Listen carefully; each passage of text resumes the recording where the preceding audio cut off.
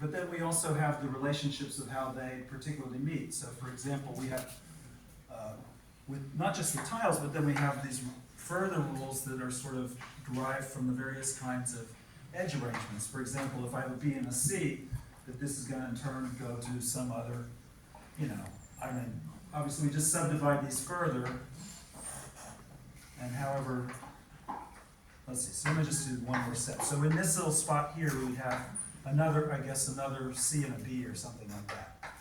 In any case, when we build this whole thing out, we're going to have some very large graph, substitution graph, that not only involves the original tiles, which we can label by, say, the tiles and the maps that are required to do the substitution. There may be multiple tiles, multiple substitutions here. But then this further induces, when I do the substitution, I'm also sort of picking up new kinds of labeled edges, new kinds of labeled vertices.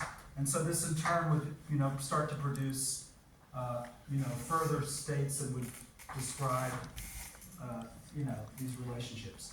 And so in the end, I just have a big directed graph that would capture the combinatorics, assuming locally finite complexity. And so, kind of my question is basically what geometric information is contained in such a graph. So like if you're just given a graph, there's some sort of simple rules that it obviously must follow. It's clear you can pick out the dimension of the tiling just because this thing is kind of graded. You have all the tiles substituting on tiles, and then they all substitute to the edges, and those substitute to the vertices, and you can just pick that out from the linear algebra in the substitution matrix.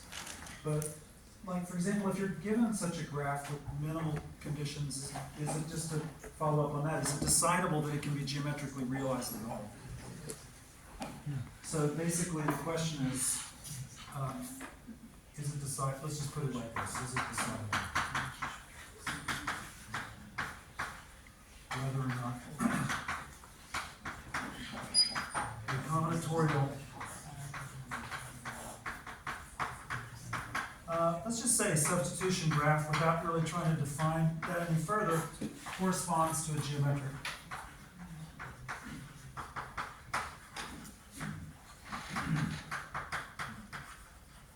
And one really kind of very curious piece of evidence that I think is really compelling, but is unpublished, unfortunately, and I think the only way to find out more about this is to invite him to give a talk. But Ken Stevenson has done circle packing